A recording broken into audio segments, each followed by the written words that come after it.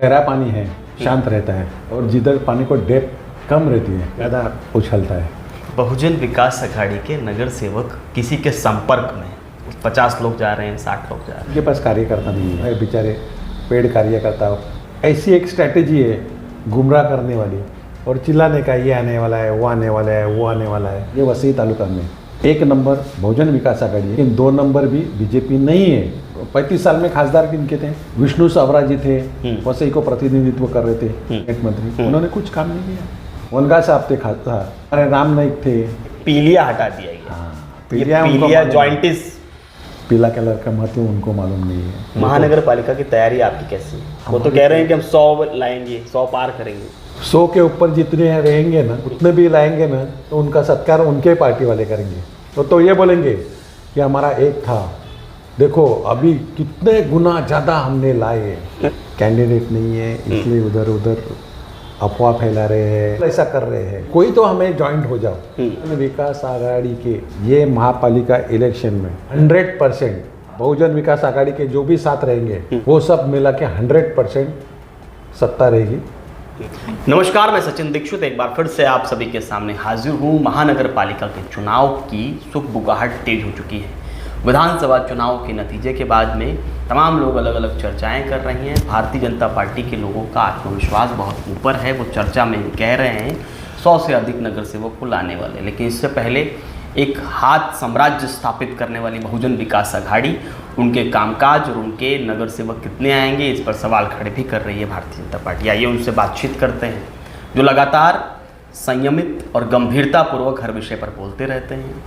ऐसे चाणक्य नीति तैयार करने वाले आजू पाटिल से बातचीत करते हैं और जानते हैं बहुजन विकास अघाड़ी की नीति कैसे होगी। नमस्कार, क्या हाल चाल? बस ठीक है, चल रहा है। अच्छा, सब शांत? शांत नहीं दिख रहा है, शांत। जो गहरा पानी है वो शांत रहता है, और जिधर पानी को डेप्थ कम रहती है वो ज़्यादा उछलता है। तो आपको शांत दिख रहा है तो ये गहरा पानी है। बहुजन विकास अघाड़ी के नगर सेवक किसी के संपर्क में, उसमें भाजपा के ज़्यादा नाम सामने आ रहा, तो 50 लोग जा रहे हैं, 60 लोग जा रहे हैं। और उनकी आदत है। जैसे महाराष्ट्र का इलेक्शन हुआ तो उन्होंने बोला ये पार्टी के एमएलए हमारे संपर्क में है, वो पार्टी के संपर्क में है। उनकी स्ट्रैटेजी है, क्योंकि क्या है, उनके पास कार्यकर्ता नहीं है। आपने भी देखा होगा, आपके इलाके में, आपके वार्ड में देखा होगा, कार्यकर्ता नहीं। जो है बेचारे पेड कार्यकर्ता काम पे लगाते हैं, बूथ पे बैठने वाले पेड रहते हैं, पोलिंग स्टेशन पे एजेंट जो है वो पेड रहते हैं। आपने चेहरे देखे होंगे पूरे वसई तालुका में, जो घूमते हैं वसई में वही चेहरे दिखते हैं, अरनाला में वही दिखते हैं, सोपारा में, सब जगह वही दिखते हैं। तो वही 5-10 लोग लेके घूमते हैं। तो उनको नए चेहरे चाहिए, इसलिए ऐसी एक स्ट्रैटेजी है गुमराह करने वाली और चिल्लाने का, ये आने वाला है, वो आने वाला है, वो आने वाला है। फिर ऐसे ही कोई पकड़ बहुजन के ही नगर सेवक को बार बार नाम किया, बराबर है ना? दूसरे है कौन नगर सेवक? मैं आपको बताता हूँ, ये वसई तालुका में 1 नंबर बहुजन विकास आघाड़ी है, लेकिन 2 नंबर भी बीजेपी नहीं है। ये लोकसभा विधानसभा छोड़ दो आप, विभाग वाइज, वार्ड वाइज, कार्यकर्ता वाइज अगर देखेंगे तो बहुजन आघाड़ी 1 नंबर पे, बीजेपी 2 नंबर पे नहीं है। उनके कार्यकर्ता आपको दिखते हैं क्या? कौन? जो 5-10 साथ में घूमते हैं वही। इसीलिए ये सब वो कहते हैं 35 साल से कोई काम किया नहीं, इसलिए आप लोग अच्छा है ना? चुनाव हारे। तो 35 साल में खासदार किनके थे? बराबर है। वसई के आमदार सब दूसरे भी थे। 2009-2014 के दरमियान विष्णु सावरा जी थे, वसई को प्रतिनिधित्व कर रहे थे। उसमें पालक मंत्री भी थे। पालक मंत्री थे, कैबिनेट मिनिस्टर थे। सोपारा एसटी डेपो से, वेस्ट का एसटी डेपो से लेके पूरा वाड़ा तक के वो एमएलए थे, यहाँ के पालक मंत्री थे, कैबिनेट मंत्री। उन्होंने कुछ काम नहीं किया।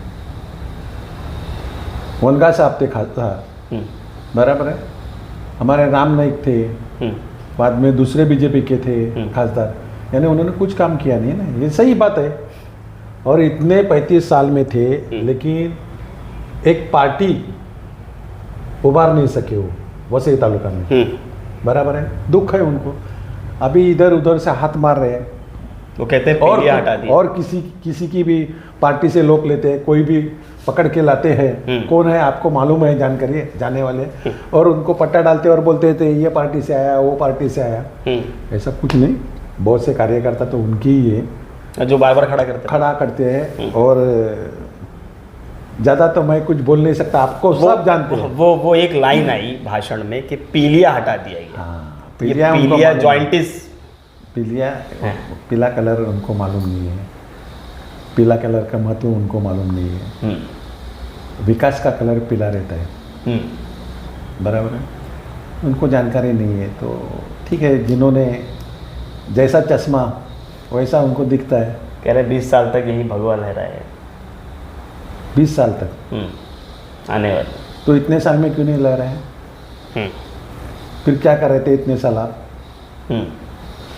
इतने साल एमपी थे ना, राम नाईक जी थे, बाद में सब एक बार छोड़ के सब बार इतने साल से 89 से बीजेपी की ही है ना। फिर क्यों नहीं विकास हुआ?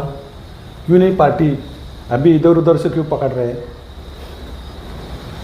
महानगर पालिका की तैयारी आपकी कैसी है? वो तो कह रहे हैं कि हम 100 लाएंगे, 100 पार करेंगे। 100 के ऊपर जितने रहेंगे ना, उतने भी लाएंगे ना, तो उनका सत्कार उनके पार्टी वाले करेंगे। अच्छा। 100 के ऊपर जितने रहेंगे तो शाबाशी मिलेगी ऊपर से, शाबाशी मिलेगी उनको। उतना ही नहीं, वो तो ये बोलेंगे कि हमारा एक था, देखो अभी कितने गुना ज़्यादा हमने लाए। अच्छा। ये कैलकुलेशन नहीं, कैंडिडेट नहीं है इसलिए उधर उधर अफवाह फैला रहे हैं, माहौल ऐसा कर रहे हैं कि कोई तो हमें जॉइंट हो जाओ, कोई तो हमारे पास आना चाहिए। आप इसे भ्रम फैला के कह सकते हैं? हाँ, भ्रम, पूरा भ्रम है, बराबर है, कोई कुछ नहीं होने, कोई जाने वाले नहीं, सब निष्ठावंत हैं। बहुजन विकास आघाड़ी के ये महापालिका इलेक्शन में 100%, हाँ, बहुजन विकास आघाड़ी के जो भी साथ रहेंगे वो सब मिला के 100% सत्ता रहेगी। ये गारंटी से बोल सकते हैं।